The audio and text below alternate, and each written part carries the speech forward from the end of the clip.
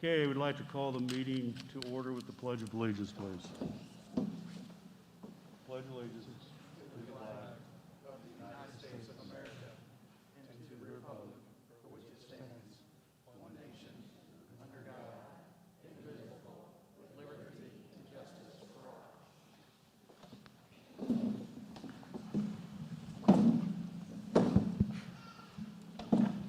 Good evening and welcome to the regular August meeting of the Greencastle School Board. I'm sure there are several people here that would like to address the board and make a comment.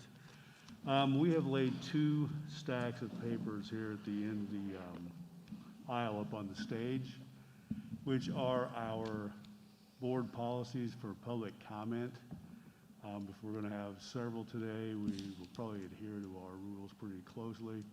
So I would suggest anyone wanting to make a comment tonight would come up now and probably get one of these papers and review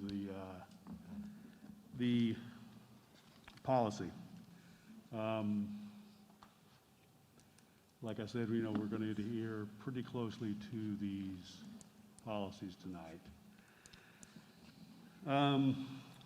First item on the agenda is adjustments to the agenda.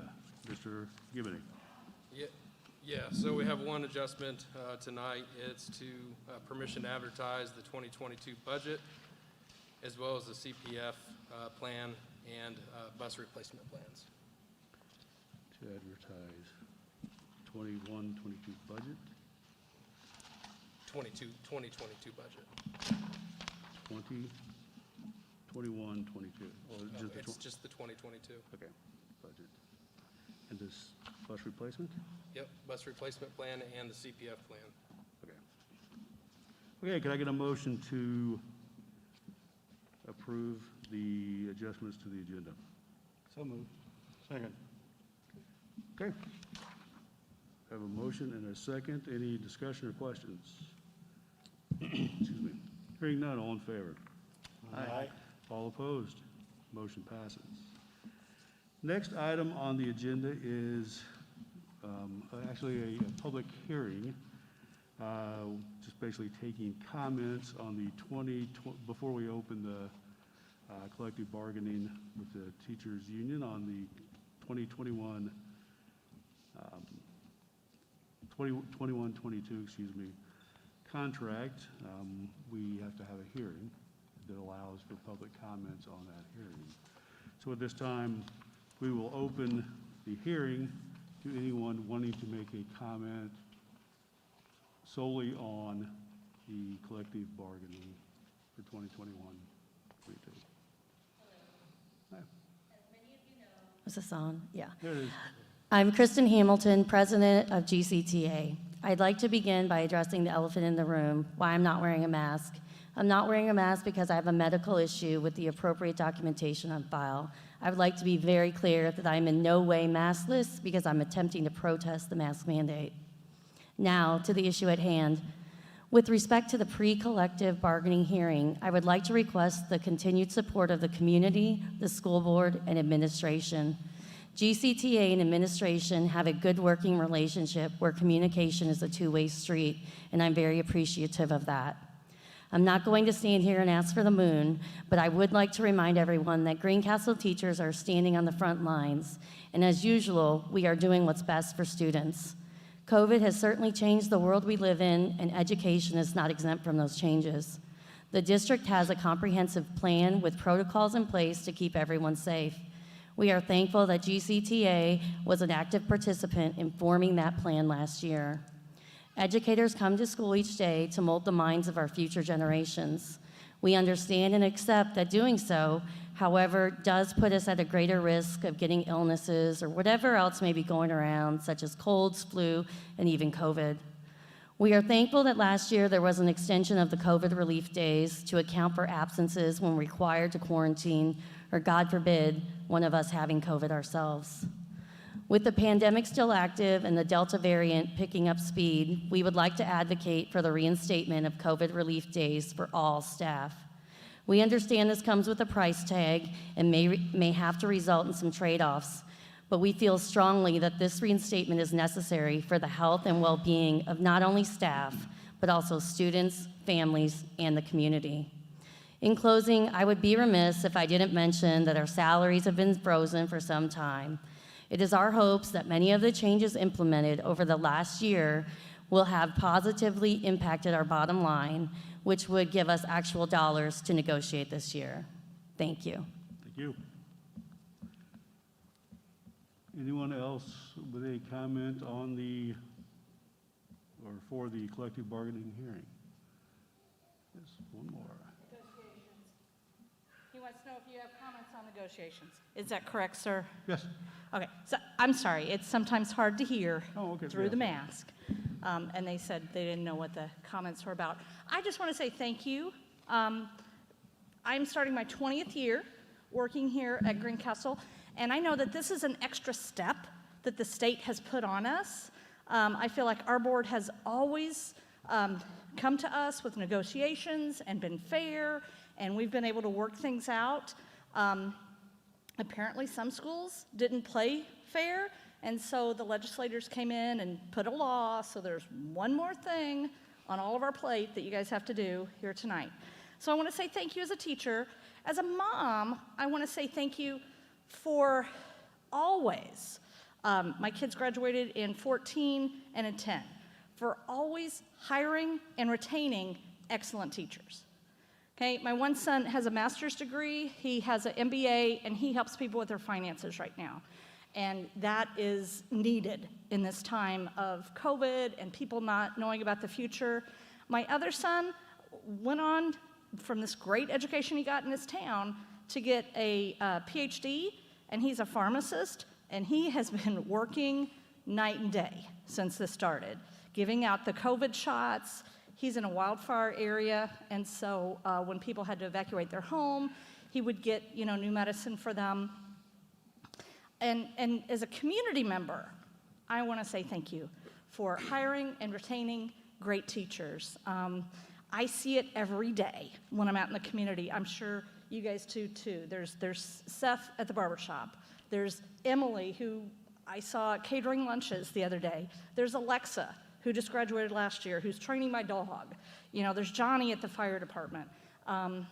Thank you for hiring and retaining great teachers so we could have a great community here. Well, thank you for being one of them. Thank you. Anyone else with a comment regarding the collective bargaining hearing? Okay, so hearing none, we will close that hearing. And just a little side here. We apologize for the temperature in here. Mr. Gibbon, he said one of the chillers is down in McAnally right now, so it's, as everyone notices, it's probably a little more uncomfortably hot than we would like it. You need to project with the teacher voice. I don't have one, I'm not a teacher. Okay, let's just do like, let's go this way. I was saying, essentially, that the reason it's so hot in here, we have a chiller down in McAnally right now, so it's why you're noticing that it's uncomfortably hot. Okay, what we are going to do now is deviate from our normal meeting a little bit. Typically, we reserve public comments for items that are actually on the agenda. There is nothing on the agenda tonight about our back-to-school plan or a mask mandate. However, we know it's a relatively emotional topic in town. So we're going to deviate from that a little bit and allow public comments for anyone who wants to address the board concerning those items. I asked people to pick up one of the board or the policies here on public comments. It looks like we maybe have a few. So we're going to stick pretty close to these. For those who did not pick up one or didn't know or didn't hear me. Going to try to keep it to 3 minutes. If you have spoken, then you don't speak again on the same topic until everyone has. You'll need to stand up to the microphone down here, state your name, your address, not your street address, just you live in Greencastle, you live in Coatesville, Fillmore. And what your affiliation is, whether you're a parent, it's just a taxpayer, employee, what have you. Just so we know that, we're not doing questions and answers, we're not having a dialogue, we're just going to accept comments like we did last month. So this is kind of a one-time deal outside of last month. This will be the last month we do this. Next month, we'll be back at the boardroom with comments on the agenda items. The other thing that we require here is that we are respectful to the board, respectful to people with opposing viewpoints. Once the meeting becomes abusive or is personally directed or we're out of line, comments are over. I know everyone has probably seen YouTube videos of meetings in Clay County, Avon, Carmel Clay school systems. It's not what we're doing here tonight. You want to make a comment, you will respectfully make a comment. Again, once we're disrespectful, comments are over and we're moving on with the meeting. So, microphone is open for whoever would like to come up and address the board.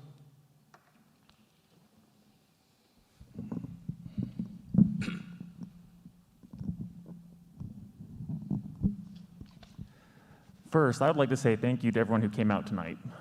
I know that everyone here feels very passionately, and I'm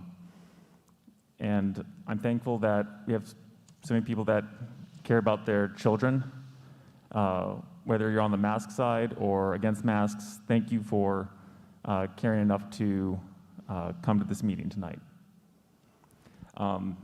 And I'd also like to say thank you, gentlemen up there, because I know the decision for masks was not what you had originally thought of, and I'm sure that none of you were like, hey, let's really stick it to all the parents and the students and decide to change and make more masks at the last minute.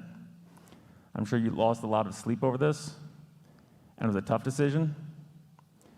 And you understand that there's going to be a lot of people angry with you, and that there's going to be a lot of people very thankful about it. But I know it was not an easy decision for you, and there's going to be consequences either way. So, regardless of how anyone feels about it, thank you, and thank you for being the ones to make that decision either way. And I know it couldn't have been easy. And just for the record, Logan, could you please name and affiliation? My apologies. My name is Logan Kuhn. I teach math here at Greencastle High School, and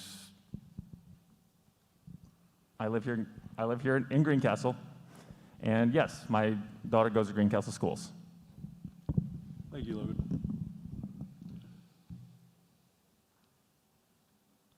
Anyone else with a comment?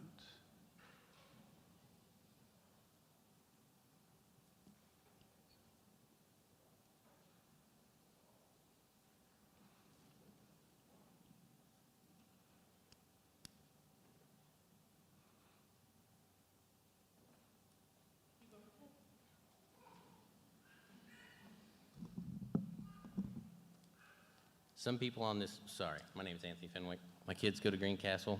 I live here. Some people on this school board have decided that our children should be masked every day without exception. And without presenting any facts, so I will provide some facts for you. 4.2 million kids have been diagnosed with COVID-19.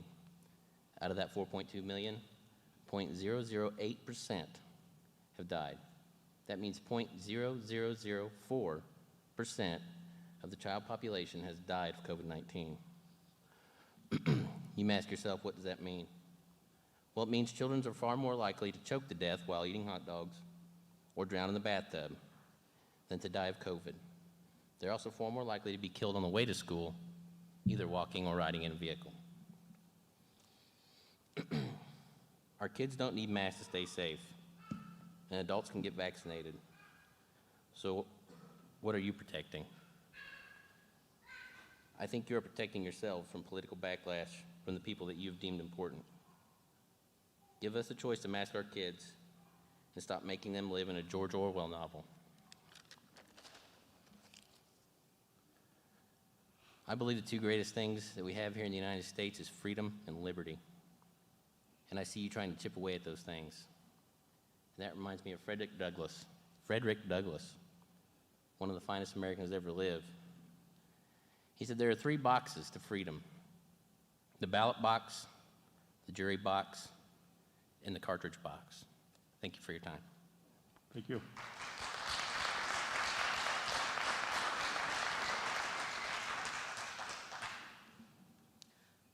Hi, my name is Kay Janot. I live here in Greencastle, and my oldest son currently is in elementary school here. I want to start off with mirroring just what he said. Thank you guys for making that hard decision. I'm sure it had to be hard. Like, no matter where you are on the fence, just thank you guys for sitting up here and taking this for us, okay? However, I do have some concerns about the masks. One of the biggest ones is what we just saw earlier with the voice projecting. How are our kids supposed to hear the teacher when it's muzzled? Also, I know a lot of our kids who have trouble with with hearing, with speech, they need to see the mouth movement. For my child in particular, I know that's important, okay? Also, people who are asthmatics, I don't know if any of you guys are asthmatics in here, but if you've ever had an asthmatic attack, that's a scary feeling. That's a really scary feeling. When you have that cloth over your face, especially in a warmer area, it feels like that. It feels like your bronchial tubes are closing up just like an asthma attack. I don't like that. I don't want my children to have to deal with that.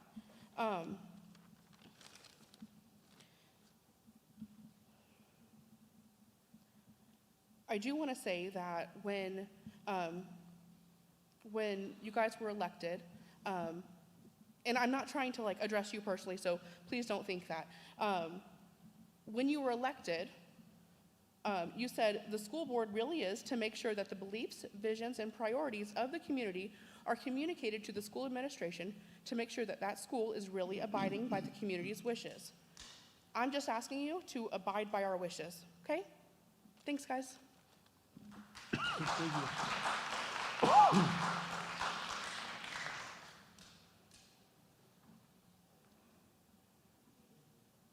Hi, Hello. I'm Holly Hill. I'm a teacher at Deer Meadow. Sorry, I might get a little emotional. I kind of just wanted to piggyback a little bit. Well, first of all, I want to say thank you for your guys' time and effort and all the hard work you guys are putting in, because I know this is not an easy school year. Last year was not an easy school year, and I don't really see much end in sight for when it's going to become easier on you guys or on us as teachers. But one thing I would like to point out as well, as a teacher of tiny humans, I'm first grade, so 6 and 7-year-olds, it is really, really hard for us to teach them how to manipulate sounds. It is hard for us to see how they use the sounds that I'm saying, how to write down the sounds that I'm saying, how to copy the sounds I'm saying. Today I tried to spell the word cap, k-a-p, and those letters that don't have a voiced sound to them, they really had a hard time understanding what I'm saying versus being able to at least read my lips a little bit for that. So I think what I would just be asking is just a little bit of concession like there was last year of 6 feet apart versus the 3 feet, or if there was some way to also help give some of that so that we can get feedback from each other, from me as a teacher to see them, and for them to see me as well. So I just would hope that as you guys kind of work through the plans and work through everything, that you kind of take that into consideration as well. We're going outside as much as as much as possible, reading books outside today. I did writing outside just to try to give them a break and to be able to let them be kids and have, and not have something on their face that is just really hard at their age. For me as an adult with anxiety, it's also hard, but I'm an adult. I can do it. But I'm worried too what happens when it's a rainy day. Their only time without it is for their 30-minute lunch. That's a really, really long day for them if we don't have the ability to try and space out, even if it's a little bit, even if it's just for 5 minutes here and there. So again, just as you're working through your plans, if you guys would just kind of take that into consideration as well. Thank you. Thank you.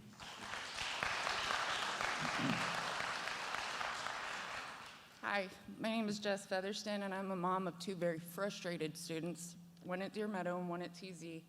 Both of my children are autistic, and from a very young age, my oldest son has been taught to recognize emotions and faces, and he cannot do that with a mask. I have a 6-year-old with a severe speech impediment who also cannot be understood now at all. Last year, during speech therapy, he gained nothing because he couldn't see their mouths, couldn't see their faces. It's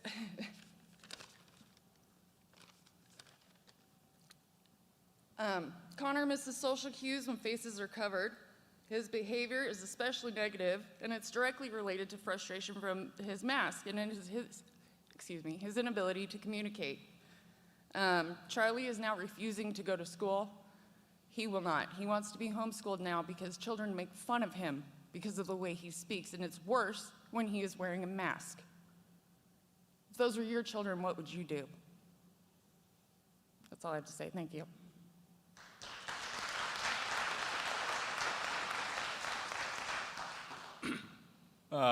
My name's David Keene. I have 2 kids at Ridpath.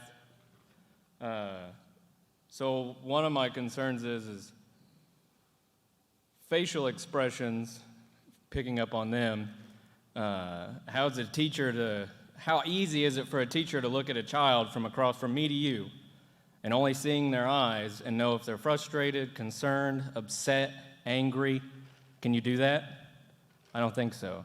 Another thing is, Ridpath was trying to push on, some individual teachers were trying to push on masks prior to your requirement. And my concern is that's my choice at that time, so why am I getting emails about it? Well, I spoke to my children about it, and I said, hey, I took care of it, you don't have to wear masks tomorrow.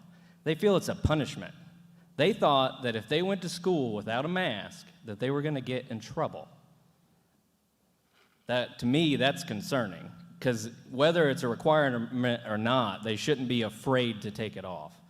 And then, also, I worked 9.5 years. Every day I had to wear some kind of respirator. And it's the ones that you guys got on right now, forced air, oxygen, whole 9 yards. I got mold spores growing in my lungs because I was wearing a 94, okay? Which is better suited than what you have right there. It's sealed to your face, and it did not protect me. That mask is not gonna protect you from an airborne pathogen, okay? And another thing, if this was really about COVID, why isn't there sanitizer right here on this mic?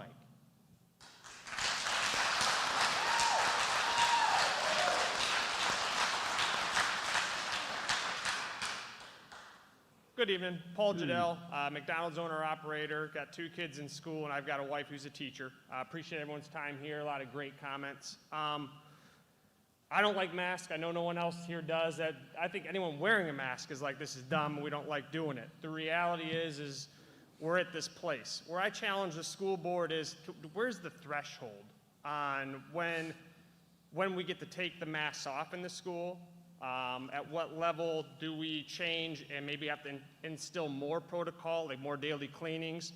I've just not seen much on, based upon cases per 100,000, positivity rates, you name it. I think it would help all of us here if we kind of had a better gauge of where the threshold would be. I do the same for my employees.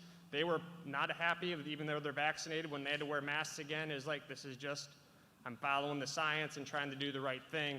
But when I gave them a threshold, they were a lot more encouraged, at least to know that when things got back to a lower level, they could take the mask back off. And I think that could be something that would be a win for all of us, our kids, and hearing some of these sad stories. I mean, it is tough, and I applaud any parent who has a child with a speech impediment or having any of those struggles. I mean, it's not easy. So I just encourage you to be a little more forthcoming with where thresholds are, so that way we can have a better idea. Thank you, guys. Thank you.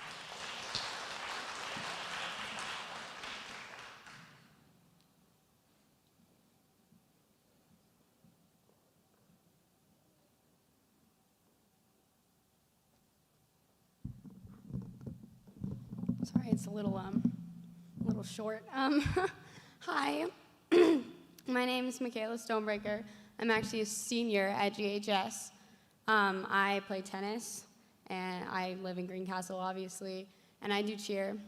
And as an actual student who has to wear a mask every day in Greencastle High School, I don't support it. I don't wear a mask in school, and I get told every day, wear your mask by teachers. But my fellow students look at me and they say, wow, that's really great, Michaela, because nobody likes wearing a mask. I mean, every day, we have to wear a mask, but most of the students don't even wear it right. They'll have it down here, or they'll have it so their nose is uncovered. So there's no point in wearing a mask anyway. And the only, people in my school wear masks just because they want to have a football season, or because they want their senior year, they don't want it to be ruined. Not because they actually believe in masks or because they believe in COVID, because they all know that they'll get COVID and they'll bounce back, because that's what humans always do. We bounce back. That is what we're genetically engineered to do. But I think it'd be nice to actually see someone who is actually in the school and seeing all of this happen. All the time I have students being like, yeah, that's great. You shouldn't wear a mask. This is stupid. We don't believe in this. And as somebody said earlier, people look at it as a punishment, because it is. Most kids, of the kids that do get COVID, they bounce back fast. Yeah, thank you.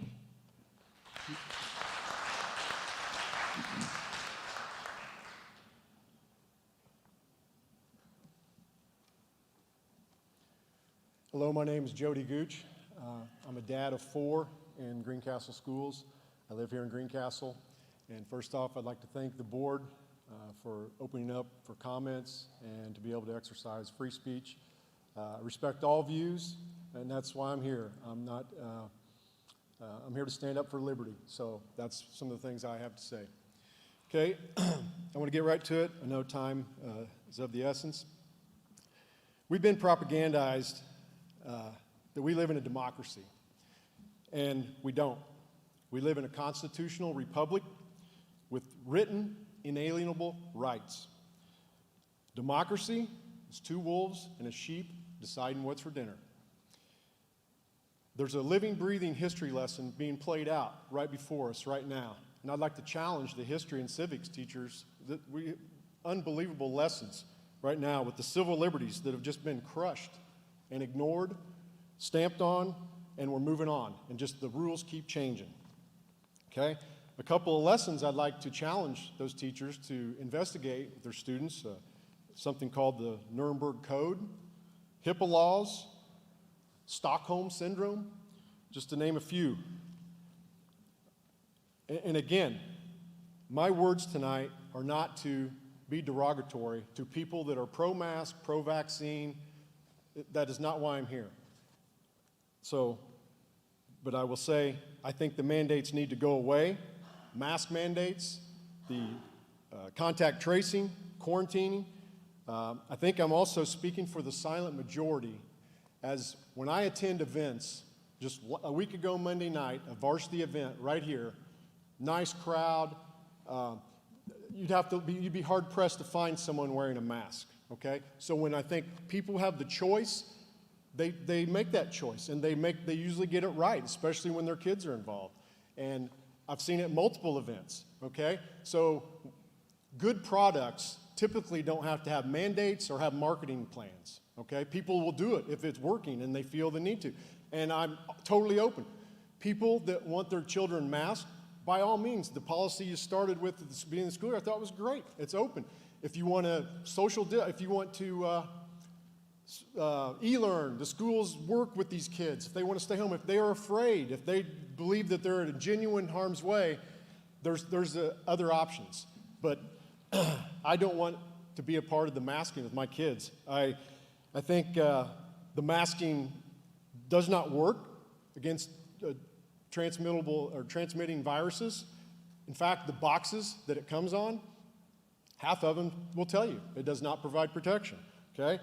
In my career, I handle death and trauma every day, every day. I wear personal protective equipment every day, okay? I believe in it when when it's needed. And if anything with handling what I see in my career, I know not a glamorous career, but it's taught me the fragility of life, okay? And what life, because death is real, okay? And it tells me that on the flip side, to get busy living and living freely, okay? The masking, I'm gonna go quick. I know I'm taking a lot of time. A little experiment. Put an O2 monitor underneath a mask. Wear your mask normal, put an O2 monitor on it. It goes into alarm. Falls below OSHA standards for a safe workplace. I mean, that's not rocket science. It's actual, do it. The ECA activities that have been canceled over the last year and a half and that my kids have missed out on, from little O. I mean, what a tradition that people from Greencastle, I think it's the most special thing going since, 1932 gone? And I hear that it's gone for good, and they're just going to go to a class field day. And that's some of the best stuff that kids get to experience while they're here at schools. Please be brief. We have people waiting. Pardon? Time? Please be brief. We have people waiting. Gotcha. So in closing, challenge you to do the right thing. And if the board does not want to move on this and remove the mandate, put a referendum out. Send out all parents that have kids, get a vote per kid in school. It's time to resist this and stand up to the tyranny. I want to encourage all people to step forward with their beliefs and be strong, because we'll get exactly what we accept, okay? And so I'd like to close with using the great Dr. Martin Luther King's words: it's time for peaceful civil disobedience. Thank you, and God bless you all.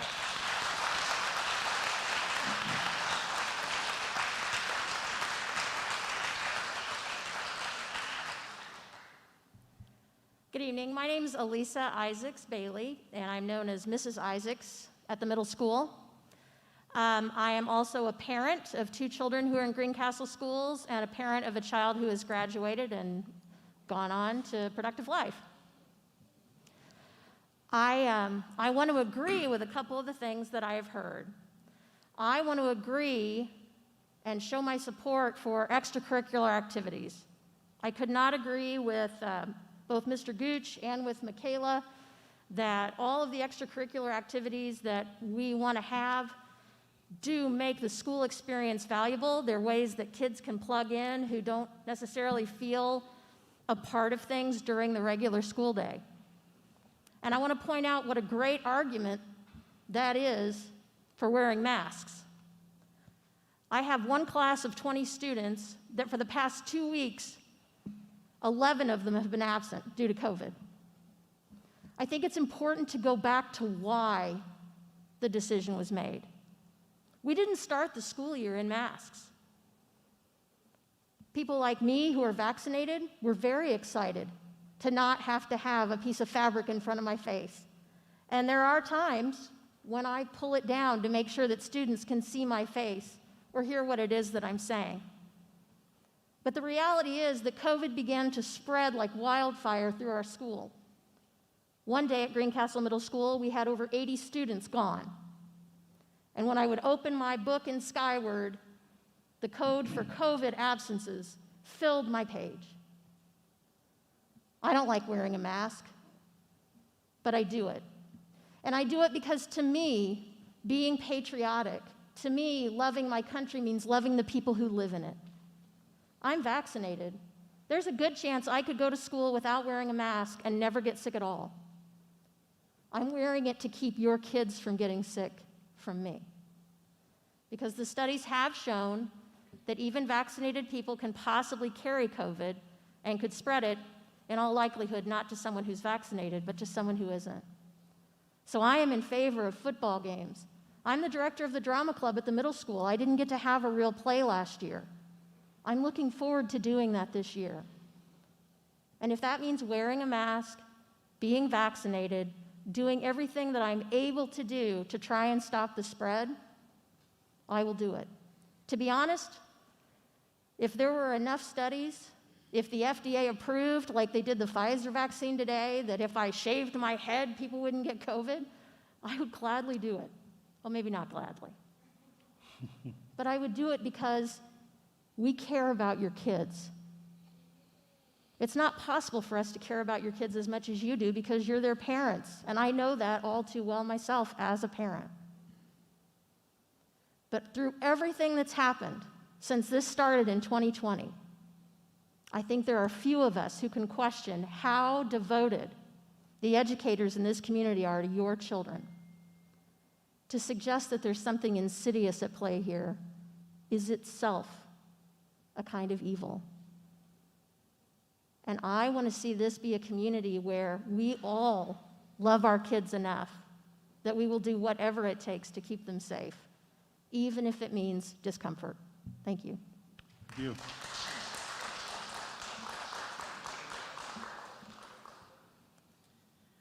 Good evening. My name is Morgan Shootman. I have lived in Greencastle for about 5 years. 3 of those years, right up until this past school year, I worked for Deer Meadow Primary. And I can tell you, and I also have 2 children that were in this school system. During last year, we saw so many children having a hard time keeping their masks on. The point that other people have made about not being able to see their teachers clearly or hear, especially when you're working in the special education area like I was, is extremely true there. The masks get filthy. They are really disgusting. The kids drop them on the playground. I can't tell you how many times I've seen just masks laying all over the playground. They get food on them. They chew on them. And you know, that's probably not a problem in high school, but in elementary kids, that's a major deal for them. And how good is that for them to be having that on their face all day long like that? So I do want you to be aware, I mean, those things are definitely happening at the elementary level. For me personally, I do think that you as the board should know that I said I had 2 children in this school corporation, and as of last week, I pulled my children out, which nobody has said that here tonight. So I'm letting you know that if you do see a drop in enrollment, it could be because parents are sick and tired and they're pulling their children out, and I will now be homeschooling my children. So, thank you. Thank you.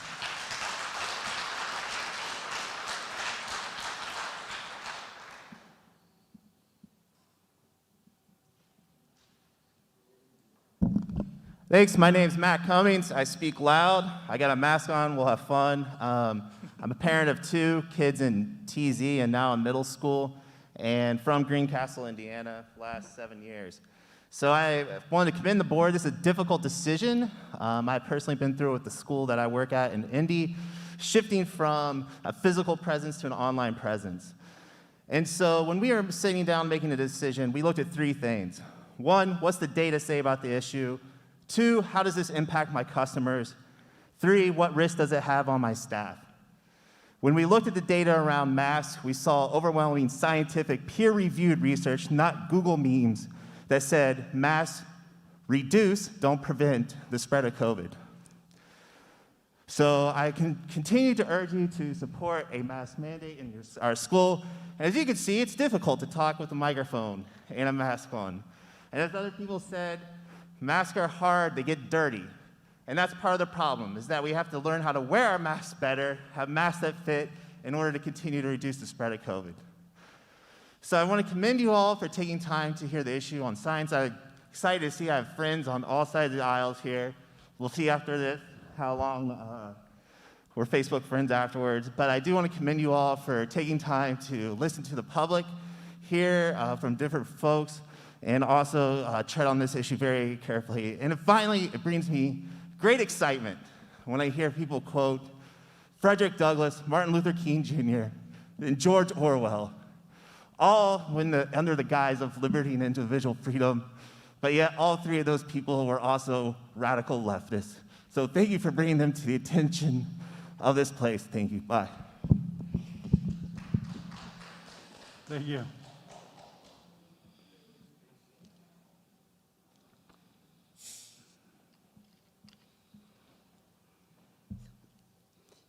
Good evening. My name is Joan Billman. I've lived in Greencastle for 45 years. I have 3 daughters that graduated the school system, and I love it. And I thank you for listening to our responses today. I am against the mask. I don't wear a mask anywhere except when I travel to visit my daughters on airplane because they won't let me fly then. But my daughters live in Utah and Texas, and last year, my grandchildren, ages from 6 to 19, they all had to wear masks, and they hated it. My daughters hated it. They couldn't see their friends. They had dirty masks on, for one thing. They weren't on right. My daughters fought it. I mean, they one daughter said, well, just wear the mask because I want them to be in school. But she hated it. This year, they're not wearing the mask. Oh, they're so happy. They're back in school, and they're so happy. And especially in Texas, where it's 95 degrees, like it is here. And here in Greencastle, the kids have to wear a mask. They don't have to wear it at North Putnam. I guess it's cooler there, or South Putnam. But they have to wear it in Greencastle? Why? First of all, they don't do anything. I have researched this COVID thing. It's coming out of my ears. The masks do not work. I call those little blue things that you're wearing now paper diapers. They do nothing. On the box, it says they do nothing. And they also are from China. And they have chemicals in them that are polluting your system. So you may look into something else. But the thing is, what I'm so concerned about is our freedoms. I can't believe that the school board could take away the freedoms of every child in this school system, would go against at least half of the parents that don't want their child masked. And it's just not right. If a child wants to wear a mask to school, okay, they can wear it. The teacher wants to wear a mask to school if they feel better, go ahead. But don't mandate it. This is supposed to be a free country. God said it. God said we have rights over our own body. The Constitution says it, that we are free people. And the Nuremberg Code says that we should not be experimented upon. And with masks, that's an experiment. See how well you do. The kids have poisons in their system. They get skin, Mrs. Billman, please be cognizant skin of blotches. time, And, please. okay. And vaccines, I'm against the vaccine, the COVID vaccine. If you force the kids to take the COVID vaccine, you have blood on your hands. So I think you better consider that. But thank you. Thank you.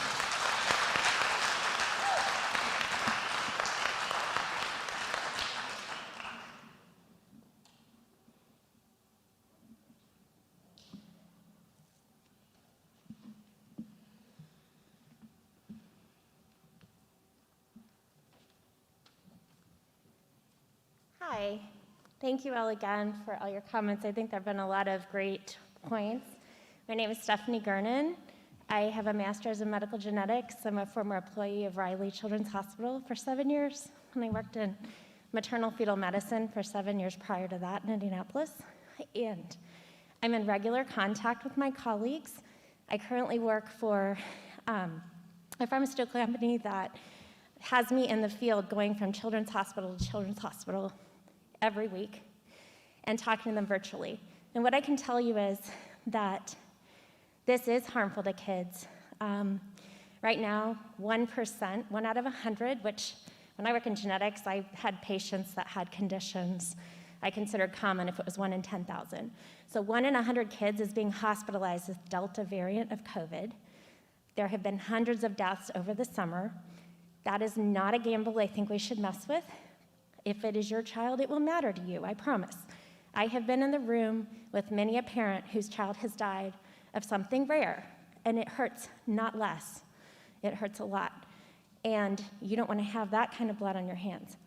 I think that we can solve together by working as a community some of your concerns.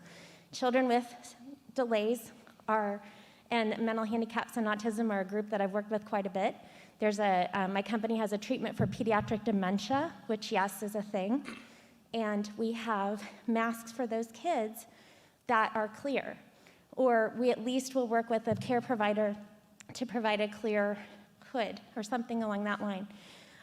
We could also have a community. I would be the first to donate masks for children who are showing up with dirty masks or dropping them on the playground and need another backup pair. I think that these are things that are solvable. No one loves the masks. I was also very disappointed to hear that we had data coming out that the full vaccination did not prevent spread at the level we were hoping. But the vaccines do what they're supposed to do. They're not supposed to completely reduce spread. That is known in many other disease states. So these are things we can get around. It will help in the community for adults and children 12 and up to get vaccinated. But in the meantime, we have to deal with this issue, and our kids are unprotected if they're under 12 and don't have a choice to have that vaccine yet. The earliest that's likely to happen is December of this year, assuming that the Pfizer trials move forward and get FDA approval. They're filing next month. I follow it really closely. I just think that this is something that we can work together on. We also need to think about our teachers who are not getting paid currently when they have to be quarantined. Our kids are doing better in school. You know, I talked to my friend who works, she's the head of developmental peds at Riley, and she wants her children, her patient population to be in school. And the way to do that is, unfortunately, right now to wear masks and have as many people vaccinating as possible. These are things that we can do as a community to help support our kids and keep them healthy. We also need to think about— Please be over time, please. Okay. Thank you. I also talked to her an hour before I came here, and Riley has the highest rate of children in the emergency department right now than they have ever had in the entire hospital's history. It is not only COVID, but the majority of the cases are COVID. And that's just data that I can't make up.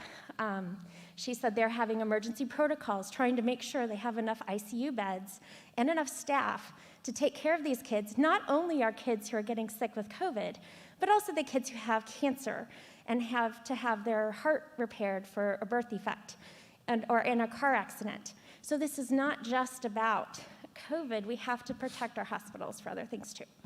Thank you so much.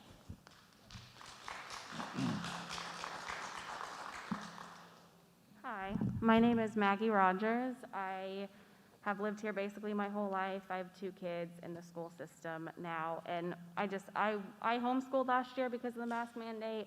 Our son chose to go to school this year, so while I understand I don't think anybody in here wants to wear masks, I'm fully vaccinated and had the Delta variant, and I'm wearing a mask because I'm respecting the wishes of the establishment I'm in. But anyways, I just have something to read really quick. We are in a time in our community that we need to put others' needs before our desires. We need to keep people safe and healthy.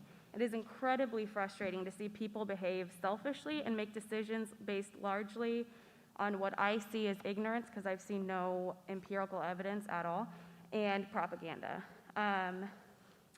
Like I said, I don't want to wear masks.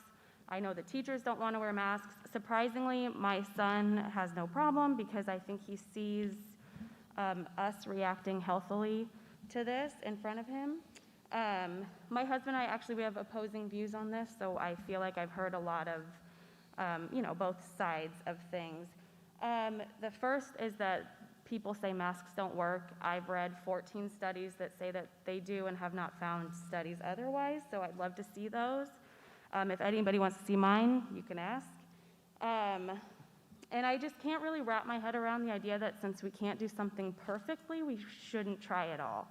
Obviously, younger kids are gonna have issues wearing masks properly, but I don't think that that should mean that we don't try at all to protect not just the kids, but the immunosuppressed, the parents at home, the grandparents, the families of these kids, that if something happens to them, it will affect the kids, in my opinion, worse than wearing a mask. You know, the government control and indoctrination is, I don't really know how to address that. It's not happening, and I think that it's not a valid argument for this board to consider, because we make our kids stand and pledge their allegiance to a flag and a country every day. I don't have a problem with that, but I feel like that's indoctrination. Maybe we should focus on other things. And that I understand that there are kids that are gonna be made fun of. I was made fun of growing up. We never had to wear a mask. I think that's just something that comes with childhood, and good parenting and a good support system can get them through any of that. I think that the people who are against masks and vaccines are placing a huge burden on the rest of the community. Like many people have said, adults can get vaccinated, and while it's your choice to get vaccinated, you have consequences that come with that choice. And that is, we don't have enough adults in this community fully vaccinated, therefore our children are more at risk as the rest of the community. I mean, we've lost more people to COVID than all of our wars combined. I don't know if people know that. Also, you know, we've been dealing with things like this in history for hundreds of years. 1777, George Washington forced his troops to get the smallpox vaccine. 1905, Jacobson versus Massachusetts, SCOTUS ruled that mask mandates and vaccine mandates are constitutional. And I just think it's time, you know, that individuals must give up their rights for the better good of the community, and I just think that's where we should all focus. I agree with Mr. Jadell, Be Holly, respectful, or we will be done. Holly Hill, all of these things are great ideas. Anything we can do to get the masks off my kids, who, by the way, had the Delta variant, so they're immune, but they're still wearing masks because they're asked to. I think that's great. I would love 6 feet. I would love anything we can do to get, but until then, I appreciate you guys making the hard decision. I know it's hard, and I know you get a lot of flack for it, so I appreciate it. Thank you. Thank you.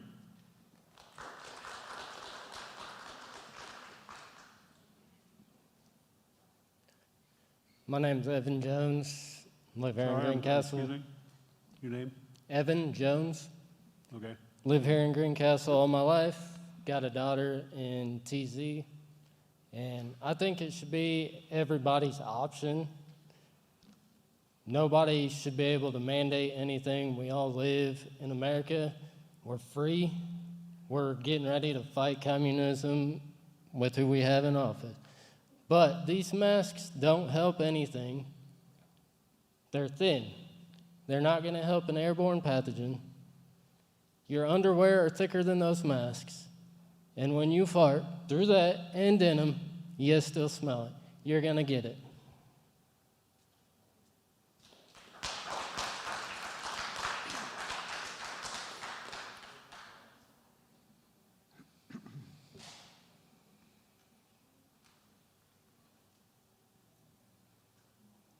Good evening. My name is Randy Parker, and my affiliate here is, well, started out as a taxpayer, then a tax-paying parent. Now I'm a taxpayer of 3 grandsons, 2 of them which go to Greencastle schools. Those of you who wear the mask, that's your prerogative, okay? That's what you want to do, you can do it, okay? Our children are allowed that option. They're forced upon them all day long in school. Okay, and we have heard the stories about our children are scared to pull their mask down to take a water bottle, and take a drink out of that sitting at their desk. Okay, that's what the water bottle's for, is to take a drink out of it. Okay, then, my second thing, okay, kids are forced to wear these masks all day long while they're sitting at their desk. Okay, then they're allowed to go outside of recess for 30 minutes without these masks. Okay, what are they doing out there while they're recess? They're running, they're jumping, they're screaming, they're hollering. They're being kids, working up their adrenaline, everything else. Okay, recess ends, put your mask back on. They're hyperventilating in their mask. They're breathing hard in their mask. They're breathing that dirty toxin back in their mask, inhaling it back into their little lungs, exhaling it back out, inhaling it back in. The masks are dirty.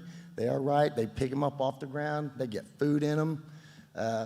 It should be the parent's choice. If they want the child to wear the mask, that should be their choice. I say no to the mandates. Thank you. Okay, it does seem that we are becoming somewhat repetitive, hearing much the same from every comment, or one side of the coin from each comment, or every comment. Do we have anyone that has a different perspective, something new? And if so, we could have a couple more comments. If not, we'll close comments.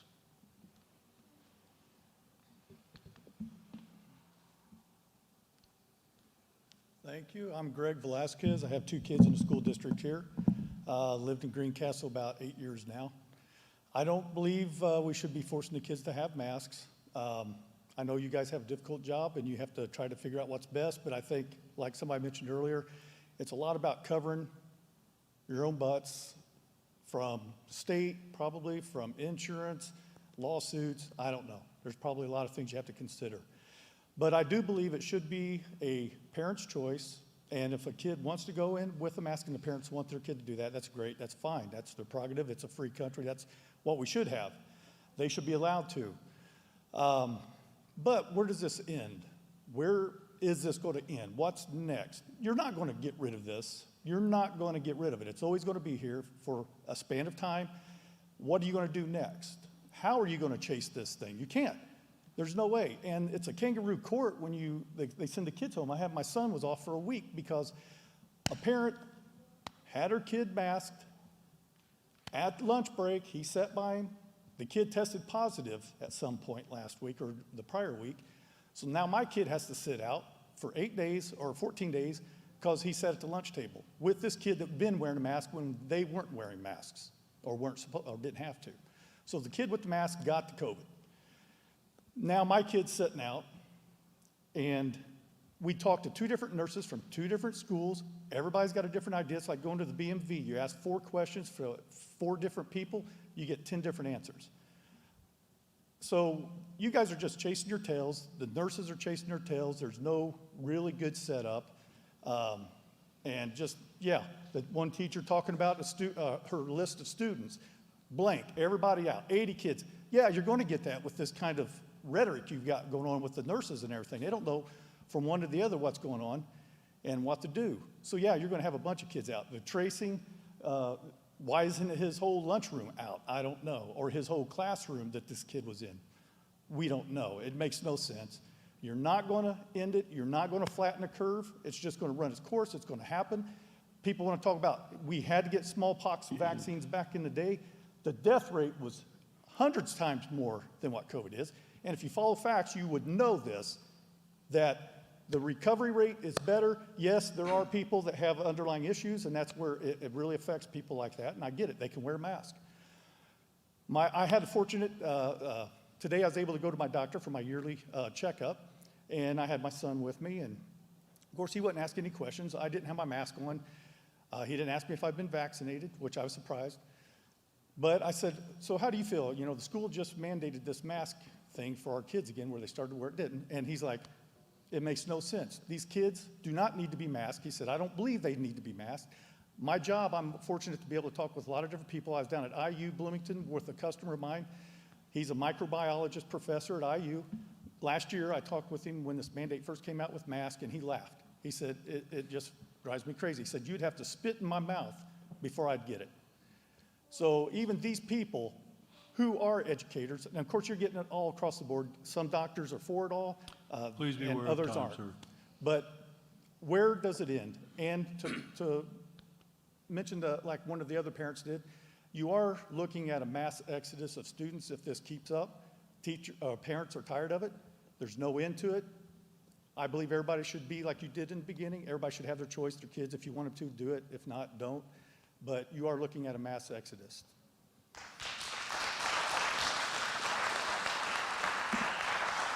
Okay, do we have any comments that have opposing viewpoints or just not, because we are becoming repetitive, and that's one of the things in the policy that will stop comments once they become repetitive. So we will try one more comment, and if they will probably end up after this one.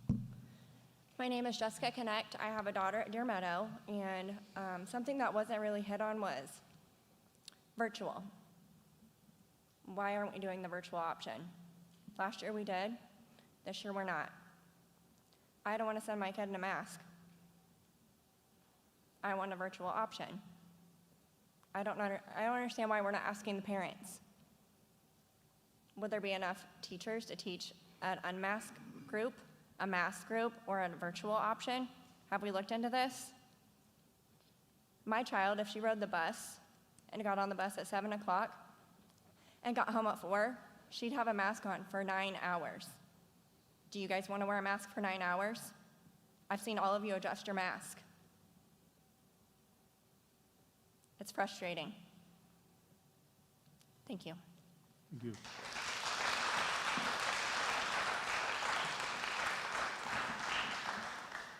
Okay, well then we're going to close the public comments for this evening. Thank you all for sharing your viewpoints.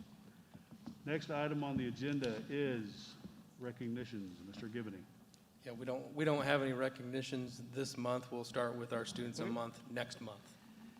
Okay, next item on the agenda is approval of the consent agenda, which includes meeting minutes from the executive session and the regular board meeting from July 26, 2021, and the allowance of claims, financial report, and personnel reports, part 1 and 2, which are posted on the website and on the door at central office. Mrs. Romer. Hello, everyone. Hello. In your board packet, you're going to see 2 regular payrolls for the month of July. The first was dated July 2nd, 2021, for a total payroll of $337,586.22. Along with that payroll came accounts payable for payroll taxes and retirement, dated July 2nd, 2021, total accounts payable $97,875.69. The second payroll for July was dated July 16th, 2021, for a total payroll of $340,921.52. Along with that payroll came the accounts payable for payroll taxes and retirement, dated July 16th, 2021, total accounts payable $99,733.79. Next in your packet, you're going to see a list of prepays. There's some unusual items this month. During the month of July, we do make debt service payments, so you're going to see that it's substantially higher than it is other months. These are dated July 1 through July 31st. Total prepays for the month of July, $2,367,155.73. Did anyone have any questions about any of the prepays? No, I just noticed that was a very expensive month. So. It was, yes. Okay. If there's no questions, we'll just go ahead and move on to claims dated for today, August 23rd. 2021. A couple of unusual items would be the lease payment for the high school and middle school laptops. You'll see that on voucher 736. Were there any questions about any of the regular claims dated for today that I can answer for you? I had none. Okay, all righty. If pending no questions, I'd like to submit those for approval. And if you're ready to move on to the fund report, we can do that. Sure. Okay. Next in your packet, you'll see a fund report dated July 31st, 2021. Balance at the last day of July in education, $1,201,595.18. Operations balance, the end of July 2021, $1,791,682.97. Total for all funds at the end of July 2021, $6,331,277.37. Lastly, in your finance package, you're going to see a depository statement and bank balances for the end of July 2021. At the top, you see the balance in all banks. The second, you'll see the minus the outstanding checks. And then at the bottom, you'll see July 2021 fund balance for all banks minus outstanding checks is $6,331,277.37. If you compare that with the last page of your fund report, you'll see that those balance to the penny. Okay, great. Thank you. Thank you. Okay, can I get a motion to approve the consent agenda? I will make a motion. I'll second. Okay, I have a motion and a second. Any questions or discussion? Okay, hearing none, all in favor? Aye. All opposed? Motion passes. Next item on the agenda is reports, and our first is the Assistant Superintendent Report.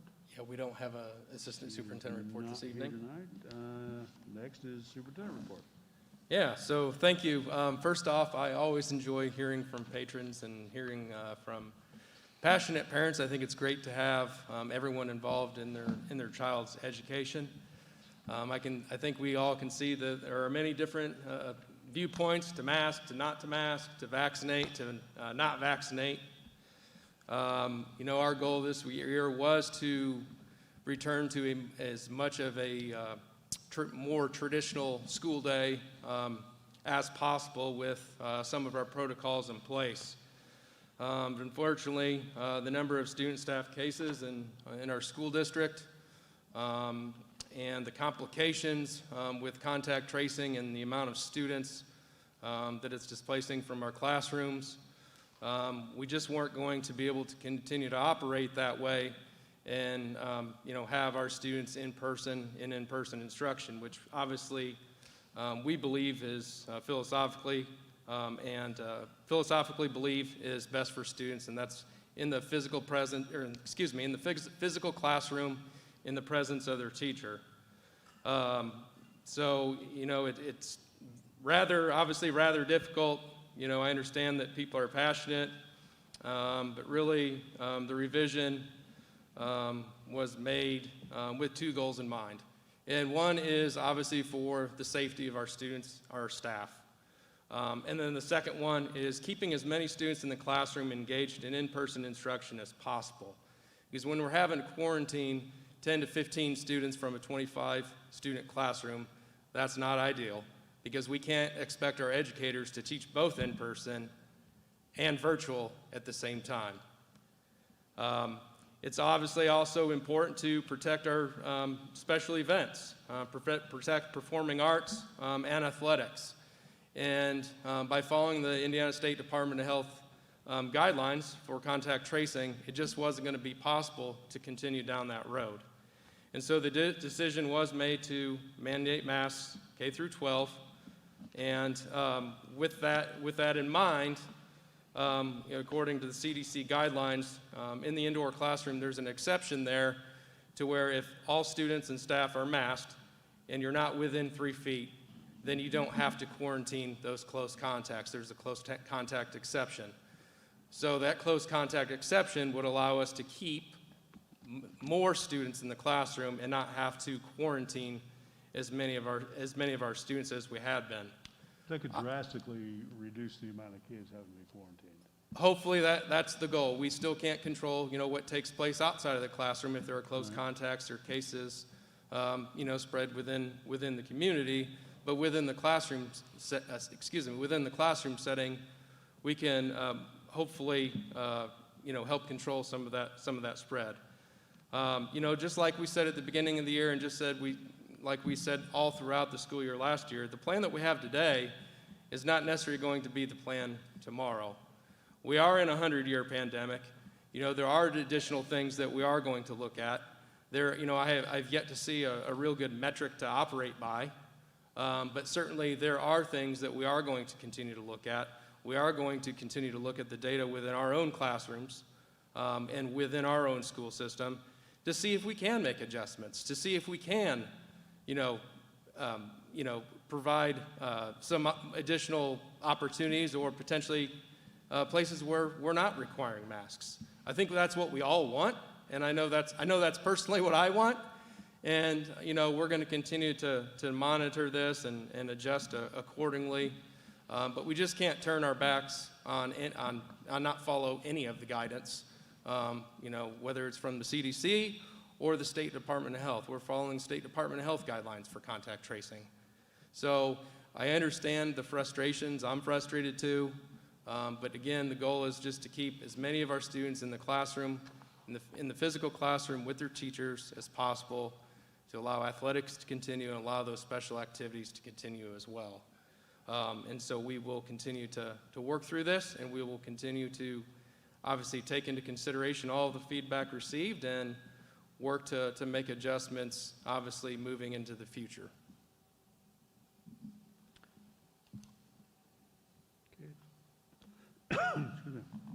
Okay, thank you very much. Next item on the agenda is old business, and we have under old business tonight, GCSE building project. Yeah, so if we could, Kevin, are you going to be the presenter tonight? Yeah.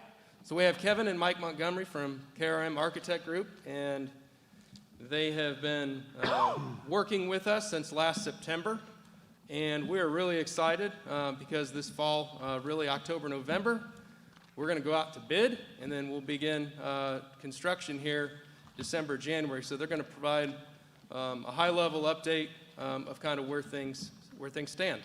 Yeah. Corey, our presentation, and so board members, you guys have a full kind of report packet, and this is a summary presentation, so I'm going to reference page numbers since we moved the auditorium, you guys can't see. So we're starting out here on page 5, which is the overall project schedule timeline. You can see the red line there indicates where we're at right now. We're partway through to the design development phase, moving into the construction documents, and then those brown bars that follow will enter the bidding phase that Jeff just mentioned. Those top 5 projects are mainly the scope of work surrounding the high school, and then after those are underway, we move into completing the design and bid for the middle school and elementaries. And we'll move on to, in your packet, page 13, the overall site plan. This should look fairly familiar for the most part. There is a change there on the north where the drive comes to between the school and the tennis courts. So we're working through how best to do that, but before it had come up and around. The baseball field, eventually will be moved, but we're working, we think, a better solution to bring your support, service, and deliveries into the building back that way. As a reminder, there's kind of some rework there at the joint at the McAnally expansion we'll talk about here in a minute. Those are 2 kind of the major site projects, as well as what's going on right now in the track and turf. Move on, page 17 in your packet. This is an overall floor plan of the high school project. We'll go into kind of each area here in more detail, but you can see starting on the right there, a big focus of this project is the media center. It's had some issues and it's just well outdated, so that space is going to be moved a little bit over and build out into the courtyard, create more daylight, more technology access, and really become a kind of a hub within your academic core of the building. There's some flexible space that happens right as you come into the school to your right. And then so that we don't lose any classrooms, where the media center is moved from will become the replacement of those 3 kind of displaced classrooms. In the light blue are the general, academic areas. All of the schools are going to be improved, finishes, and upgrades, so throughout all classrooms. But then in green, the science area specifically gets additional scope. So there's a new layout, new arrangement, new greenhouse, storage, casework, kind of the whole 9 yards to really bring you guys up and beyond, current standards for your science area. The blue is your servery and cafeteria. We're working with a specialist of the servery design and providing options that are coming here in the next couple weeks on that space specifically. And then purple, we're going to be, of course, connecting the McAnally to the high school, providing safer and just all-year access to the facility. Also within that connection will allow a pretty simple and economical solution to add one more gym space. So your after-school activities have more flexibility and really be a benefit to the whole area or the whole school district. Keep going here, we'll blow it up and look a little closer. So next slide takes you to page 41 in your packet. And this is that media center area. So you can really see how we're getting into, again, design development, which starts to look at the exact furniture and how the spaces are going to be used in more detail. Working with staff right now on the collection size. So as we transition and move over, probably be a good time to revisit the collection and the circulation of those materials, introducing, again, more flexible technology, some after-school new curriculum that you guys have in e-gaming. There might be space within this that supports some of those ideas, especially in that flex and collaboration space. And then potential to improve the outdoor courtyard and seating area and connect and really make that a more usable space as well. Our next slide on the screen will be page 43 in your packet, which zooms in on those science classrooms. You can see we're getting basically how it worked out in the teacher's schedule and curriculum. 2 labs will share one prep and storage area. Becomes very efficient, a high-density storage system, and again, removing and replacing the greenhouse with a more modern setup so it can be well utilized, and it connects to 3 of the 4 rooms. And also we're introducing more daylight into these spaces. Next slide will be page 25 if you're following along. Just an enlargement of the connector, what we call the connector project. Again, second court added, and then in that kind of light green space that follows along, that's going to be a glass wall with lots of seating opportunities, and it also spills out from that cafeteria expansion. So, you've probably all noticed how small in comparison to your student body that the cafeteria is. So kind of solve multiple problems here with one solution. Also, you'll see here in 3D in a minute, but that new main entrance to McAnally, I mentioned the site work. We'll be able to upgrade kind of that outdoor space and also get rid of the steep ramp that can be a problem in the winter. Next slide is, these are kind of in pieces, so you're on 28 or page 30, but this is the lower level of McAnally. Really a nuts and bolts type project to bring the locker rooms and reconfigure them so that you have equal men and women locker rooms. And this was possible by relocating the undersized wrestling and weight room to beneath that connector. So with those 2 spaces becoming relocated, that's how we picked up the space to improve the locker rooms. And then we get into the prettier pictures here. So page 2 of your packet will be this slide. This is if we cut a section through that connector, you're seeing the weight room, undeveloped really. We're starting to get into the planning of the actual equipment soon. But the weight room below, the new gymnasium, and that glass wall to the far right that I talked about, that with your seating, great kind of pre-function space, as kids are, after hours, going between events. And then this opportunity arrived to open up kind of the center of the building there. We had to have a stair access and elevator anyways. So you can see you'll have views into the weight room and vice versa, and also gets daylight into the basement so it feels more usable space. Introducing kind of a gathering space in that vertical two-story space, which will double up as a teaching space for some of the classes that happen within the strength training space. Next slide shows you an update of where we're at on the exterior. And so top one is really the full east elevation. And the goal here was to, obviously, at the connector, we have an opportunity to provide a little bit more modern, innovative look, but we want the building to remain as timeless as possible.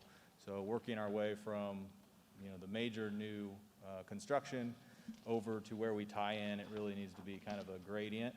And so if you see where your existing cafeteria is, it'd be just to the right of the trees with those 3 windows with a little bit of brick. We're picking up and adding, our expansion starts off with masonry, and it'll tie in with the architecture, uses the limestone, which is around your main entrance now, as a transition point, and then moves to that glass storefront, and then you get this real proud element of the Greencastle G before it jumps up to really kind of your new proud entrance, which if we skip forward, should be the next one. I just lost my screen. So here's that new entrance where we said, we can flatten it out and have a combination of stairs and ramp for accessibility, but really provide a more covered, safe, and usable outdoor space right there. It also is going to protect some of the sun coming in the space. And again, hopefully balance that, sophisticated, a little bit institutional, more and more high schools and projects are competing at almost a collegiate level, so it gives you a little bit of that with meeting mostly functional goals, and obviously brings your branding into it. Next. And this is basically you've walked in those doors and turned a sharp, hard right, so you're looking back at where that 2-story space was cut. So, this is all really early, and will change a few times as we start to get into the details of what finishes and graphics might go into the space, but kind of gives you the ambiance and possibilities here. Next. Now we've just kind of jumped over that railing, and we're outside the weight room. Potential here, I think we saw this in the section cut, but you can, imagine this space kind of opening up during training time, and kids doing, stretching or plyometrics out here, the wrestling group being able to, set up inside or outside their space and really be pretty flexible and open. Next.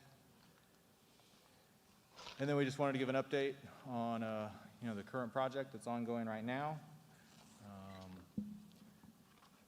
This photo is a little out of date, but we're trying to remain on schedule.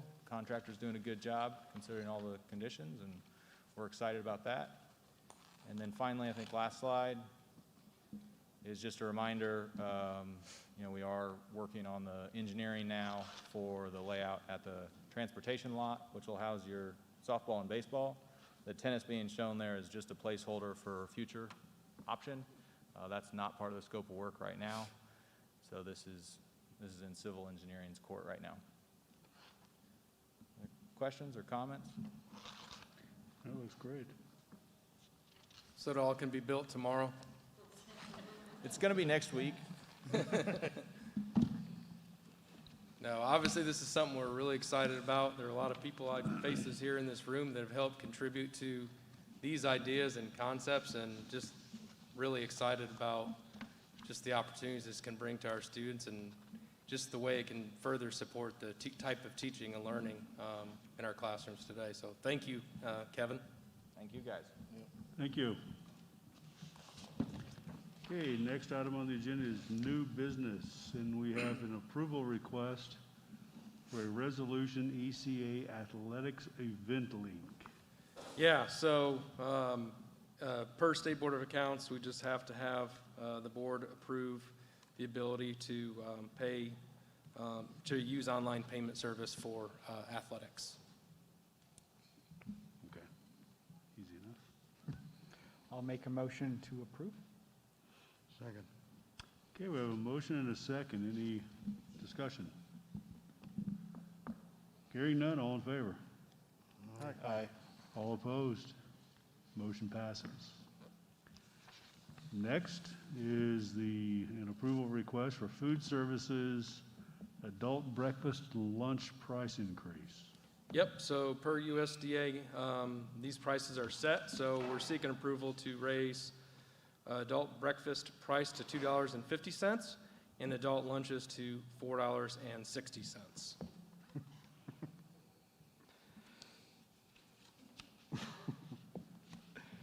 I'll make a motion to approve that. I was just thinking whether or not McDonald's could match that.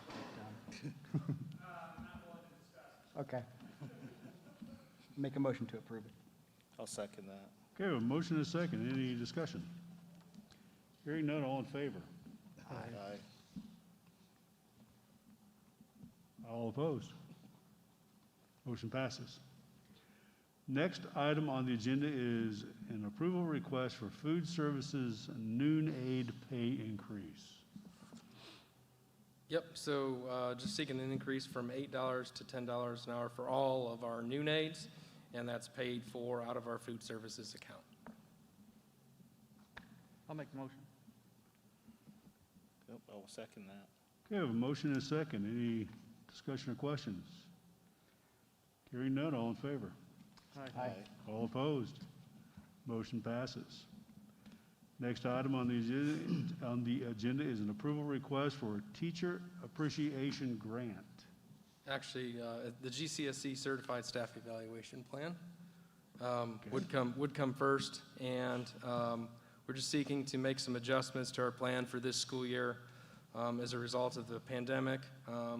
We want to suspend the attendance rating as a component in our Certified Staff Evaluation Plan, suspend the use of SLO, school letter grades, state assessment data as a ratings component in the staff evaluations. We're still going to look at data. We're still going to use data to help inform and drive instruction, but not necessarily as a part of our staff evaluation plan. And then making some adjustments for the number of required observations based on whether or not a teacher is highly effective or not. And this is something that I have to annually submit our staff evaluation plan to the DOE, and so I'm seeking to do this with these adjustments. Sounds good. Sounds fair. So can I get a motion to approve? So moved. I'll second. Okay, I have a motion and a second. Any questions or discussion? Hearing none, all in favor? Aye. All opposed? Now let's have the teacher appreciation grant. Yeah, so this is just something we have to the board annually has to approve. It's already actually grounded in policy, so we're not changing anything. So all you're doing is reapproving an already existing board policy that I have to submit to the Department of Education. So it's my recommendation that the board approve the teacher appreciation grant policy as is already written. Yep, I will make a motion. Make a motion to be approved. Okay, Dale Russell made a motion. You second? Dale? Ron? Okay. We have a motion and a second. All in favor? Aye. All opposed? Motion passes.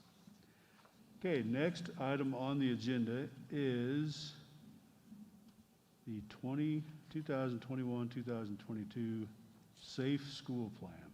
Yep, so our Safe School Specialist, Mrs. Goodpaster, updated and revised our plan, of which I have to certify to the DOE within 60 days from the start of the school year that we have a plan, and it's been updated appropriately to deal with crisis, emergencies, and such, and that plan has been updated, and I'm just seeking board approval for our Safe School Plan. So moved. Second. Okay, I have a motion and a second. Any discussion or questions? Hearing none, all in favor? Aye. All opposed? Motion passes.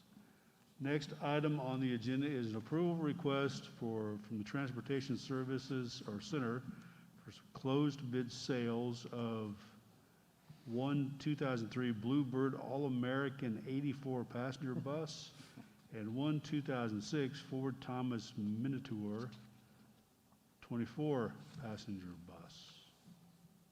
Does McDonald's need any buses? Apparently not, he left before we got to it. So these buses are no longer of use for us, so we're just seeking to dispose of them and receive a little bit of cash for selling them.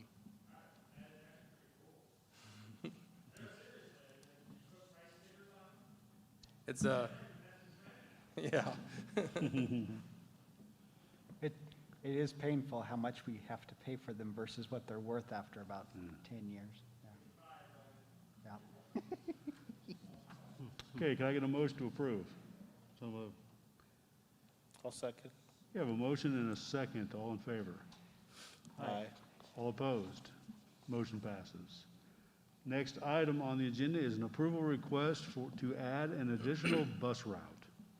Yep, so we have a student that we're transporting to School for the Blind in Indianapolis. That's an AM and PM route, and so we're just seeking approval to add that route and compensate the driver for that.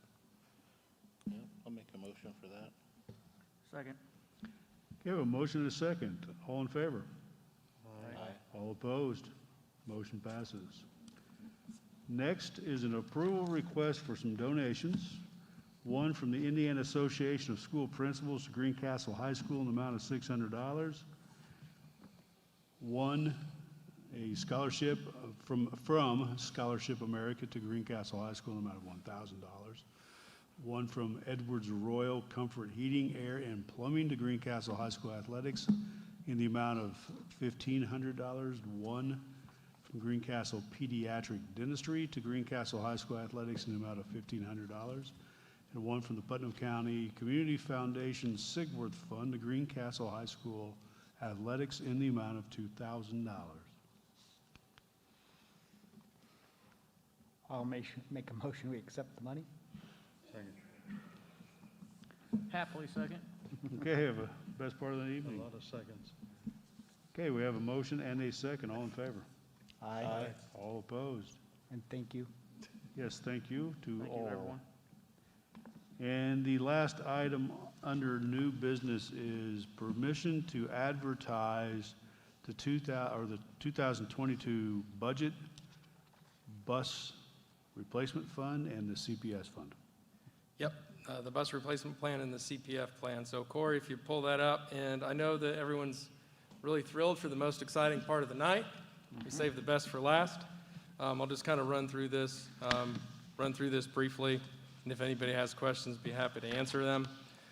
So just kind of as I shared last year, and there should be a picture of the silos. Those are our primary budgeted funds. We have the education fund, the operations fund, the debt service fund, and the pension bond fund. And moving on to the next slide, just a little bit of background on the fund use and primary source of revenue. So our education fund primary covers salaries and benefits, deals with all things instruction related, and it's funded from our state tuition support based on our student enrollment. Our operations fund is used to pay for maintenance, building related needs, and anybody that helps with to take care of our facilities and our buildings, as well as covers the superintendent's office and the treasurer, human resources. And the main source of funding is local property taxes, and then the education to operations transfer, no more 15% each year. The debt service fund is just for that, just to help repay district debt, and that's from local property taxes. And then pension bond fund, that's used to repay our pension bond liabilities. And actually, we don't actually charge a rate or a levy. We use our local income tax dollars to help cover that cost. On to the next slide.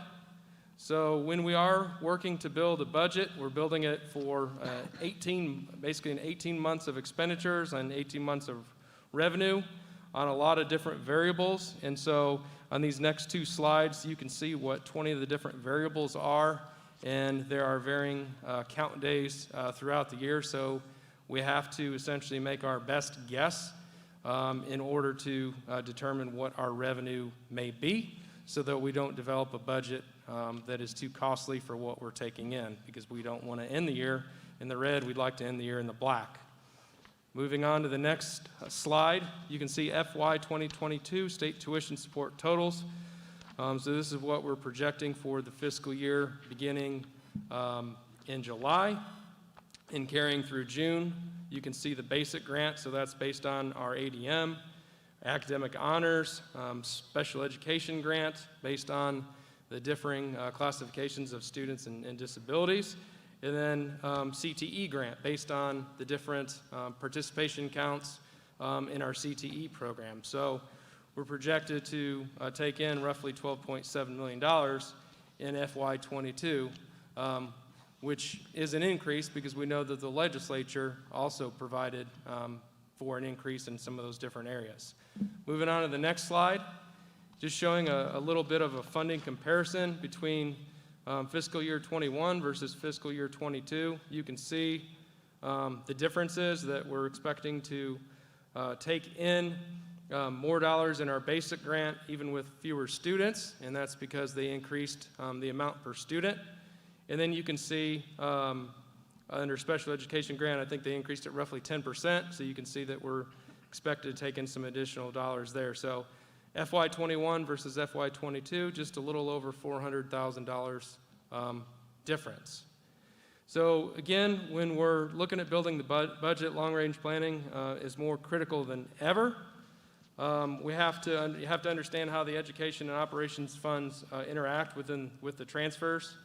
Balances within the education and operations fund, because again, we don't want to overspend our revenue, because we've been in a difficult situation here in the past where we haven't necessarily had enough of a reserve or a cash balance to prepare for tough times or lean times when we might see fewer students.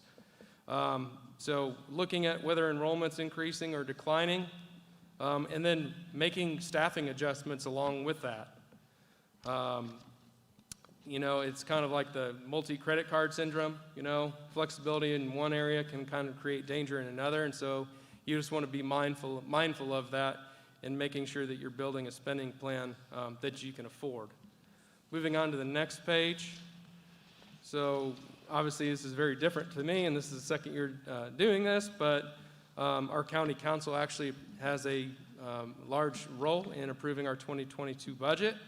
And so I just have outlined kind of the process of where we go from here kind of throughout to approve our 2022 budget, CPF plan, and bus replacement plan. Next slide, please. Average daily membership, so just kind of showing back from 2017, 2018, and you can kind of see the gradual decrease. And, you know, we have a 5-year net loss of roughly 43 students per year. And so for budgeting purposes, I actually projected only a net loss of 32. I thought that maybe we'd bounce back a little bit from COVID. Also still hopeful that, you know, this number can come back much larger than what it is, and that just helps to make things simple, but essentially built this budget off of 1,685 students. Next slide, please. Kind of going along with that, just some assumptions. We'll continue to pay for 5 certified staff positions from the rainy day fund this year. Taking into account that utilities will increase by roughly 10% each year. Property casualty insurance will increase. That ADM will be 1,685 students, which is 32 less than fall of 2020. And then we also know that virtual students will no longer be funded at 100%. They're only funded at 85%. Next slide, please. So specifically for the education fund, 18-month revenue, you can see of just over 20 million. Expenditures of right around 18.8 million. We don't advertise a levy or a rate for education fund because we receive all of those revenues from the state. Next slide, please. For debt service fund, you can see revenue roughly 3.2 million for 18 months. Expenditures of roughly $4.9 million for 18 months. So obviously, we have to generate some revenue to cover our expenses.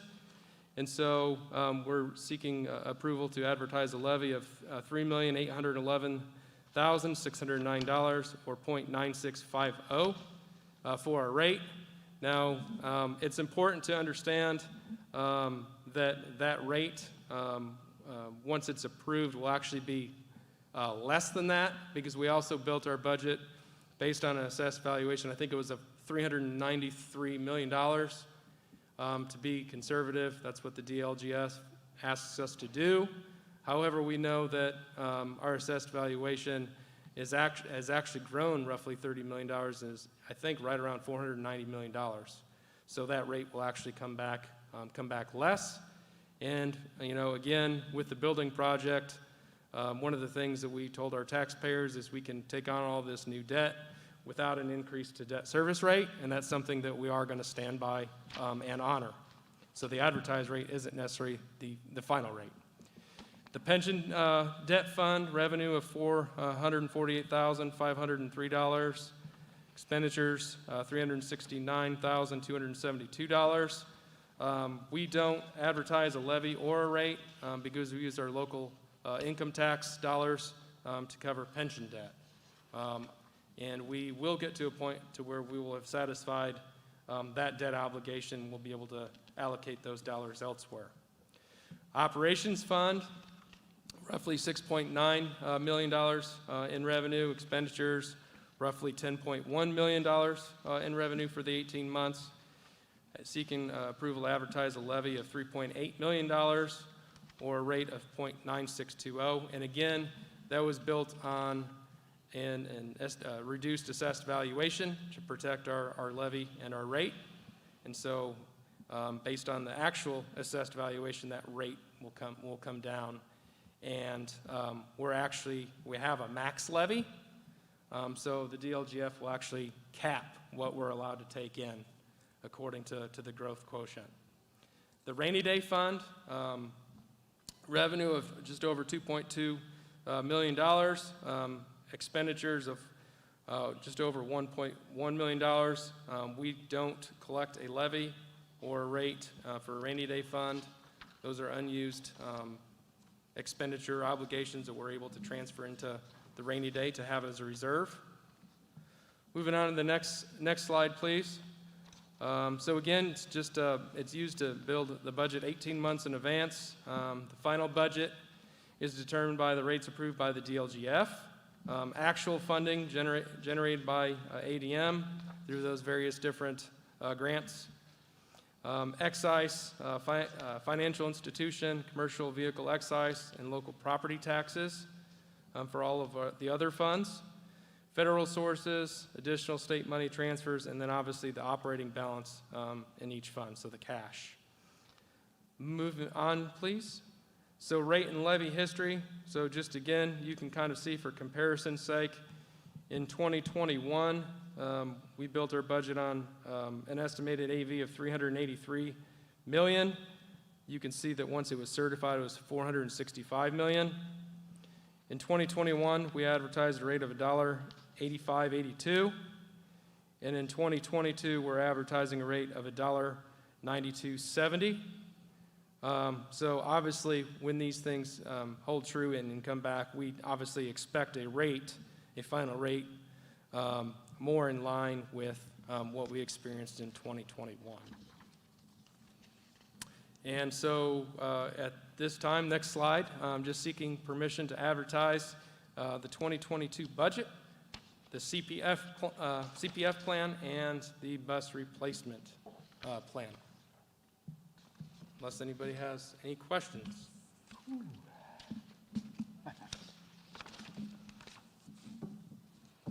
No questions? Okay, can I get a motion to approve? I approve that we advertise it. Second it.